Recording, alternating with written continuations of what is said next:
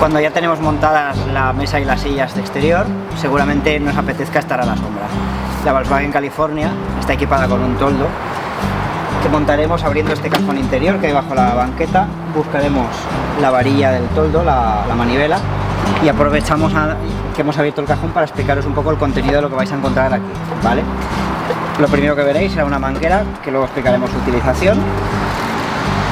Además de la manguera, un cable eléctrico que nos permitirá conectar la furgo a tomas de 220 voltios. Dos calzas de nivelación del vehículo para cuando estemos en terrenos que no estén nivelados. El kit antipinchazos. Triángulos y chalecos de señalización. Un adaptador para campings del extranjero, de fuera de España.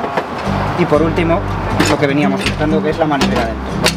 Vamos a enseñaros cómo se pone el toldo. Con la varilla, con la manivela del toldo ya en nuestras manos, la doblamos en la posición de utilización y la encajamos en el engranaje. Lo que haremos será poner la manivela hasta el fondo, girar hacia la izquierda un cuarto de vuelta y ya podremos girar la manivela para sacar el toldo.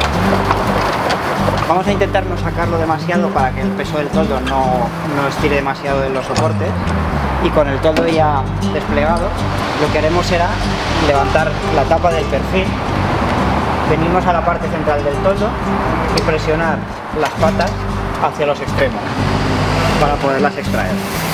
Extraemos la pata, le damos la longitud que queremos y tenemos una pinza en la parte interior de la pata que tendremos que levantar para bloquear en la posición en la que deseamos que se quede. Repetiremos la operación con la otra pata, le damos la altura que queremos